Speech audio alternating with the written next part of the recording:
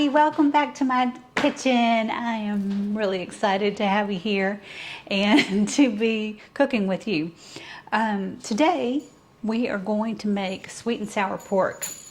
And by the way, my name's Charlsie. I forgot to tell you that, but and this is my kitchen. Here's what we'll do. Let's start with some pork chops. These are boneless pork chops that are just chopped up into bite-sized pieces. Just easier to eat when you're doing like a stir-fry kind of thing. We're gonna make a quick little marinade. You can use soy sauce, but I prefer liquid Aminos. It's just easier on my body, and you get the same taste as soy. So you need 1/4 cup of that, and 1/4 cup of apple cider vinegar. I'm just going to add that to this. And then we're going to do 1 teaspoon of this monk fruit erythritol blend. I had to think about that one. And I'm just going to grab a fork and we'll stir that up. And that's your marinade. So I'm going to pour this over the pork, and I'm just going to let this set while we get some other stages of this going. You're going to need a saucepan, and you're going to need some chicken stock. And what we'll do, let me rinse this out. Excuse me a second. Okay. 2 cups of chicken stock are going to go into this saucepan, and I'm going to put it on the stove top and let it cook down until it reduces in half. And I learned a really cool trick. It's like, how do you know if it's in half?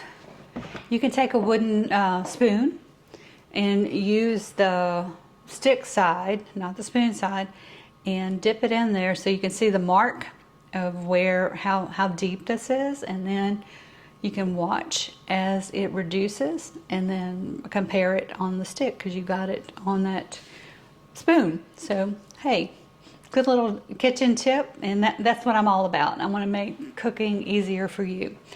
I've got some cornstarch on the side, and once this reduces down to half, I'm going to take a tablespoon of cornstarch, and I'll put in maybe 1/4 cup of chicken stock and make a slurry, or you can even use water. If you used all your chicken stock, you can use water. You just want to make some sort of thickening agent, and I like to use cornstarch. If you don't have cornstarch and you've got chia seeds, that'll work. There are all sorts of ways to thicken up sauces, but we're going to use cornstarch for this one. So meet me at the stove top. Okay, welcome to the stove top, and I am melting about 1 tablespoon of coconut oil in my wok, but you can use olive oil, avocado oil, one of those would work well with this. And you can see in the background the broth is reducing. I actually did use the spoon measure, and that is just such a cool thing. We're almost there. What we're going to do is add a teaspoon of garlic. And I've got this on medium-high heat. And then if you've got fresh ginger, by all means, use it. I don't, so I'm just going to add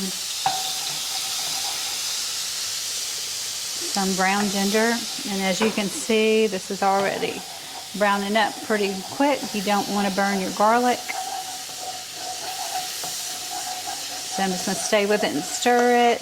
The heat releases all of that good flavor. Add just a little bit more ginger.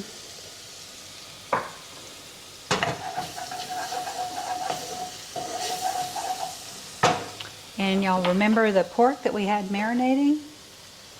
That's going to go right in this pan. And we're going to cook this until the pork's done. It'll probably take 3 to 5 minutes. I'm going to turn the heat up just a little bit because I want to get that marinade hot.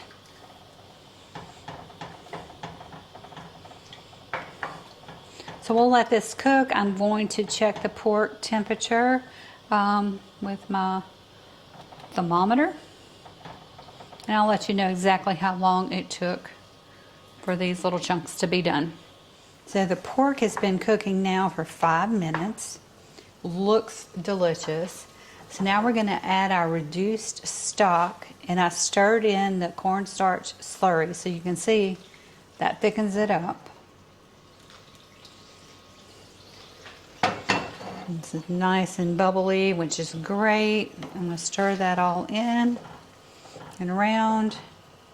And now we'll add 1 teaspoon of sesame oil. And that's something you definitely want to measure because it's got a strong flavor. I'm going to stir that around for about a minute. And then we'll add our last ingredient, which is broccoli slaw. Let's just let this cook for another 30 seconds or so, and then we're going to stir in this slaw. Again, I wish we had smell-o-vision because it smells so good in our kitchen tonight.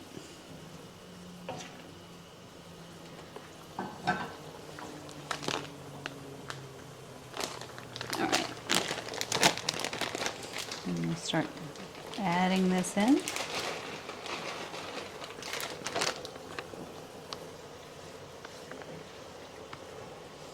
And we're just going to cook this for another 1 or 2 minutes.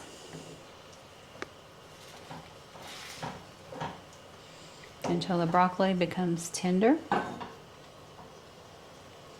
And then if you feel like you need something else, you can serve this over cauliflower rice. Or if you have non-keto people in your home, they can actually eat this over regular rice. But honestly, you're not going to need it because you've got all this beautiful broccoli slaw cooking down. And the last thing that you can add after this is cooked, just for decoration, are black sesame seeds.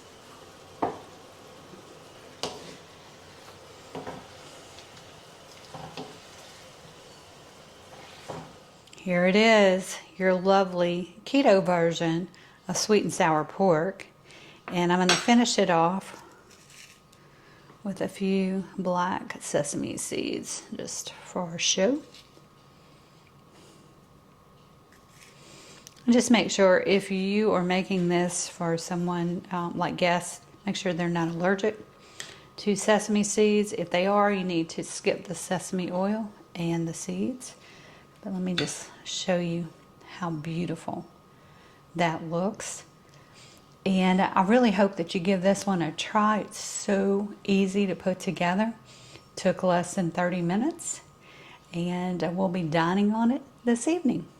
I just want to thank all of you that are cooking with me in my kitchen and making comments and letting me know when you try things and you love them. That makes my day. And I'm just here to make cooking a little bit easier. I am not a chef. I've just been cooking a very long time and had a great cook. My mother was a great cook, so I learned a lot from her. Anyway, if you like this content, give me a thumbs up, subscribe to the channel if you haven't, and I will see you again very soon.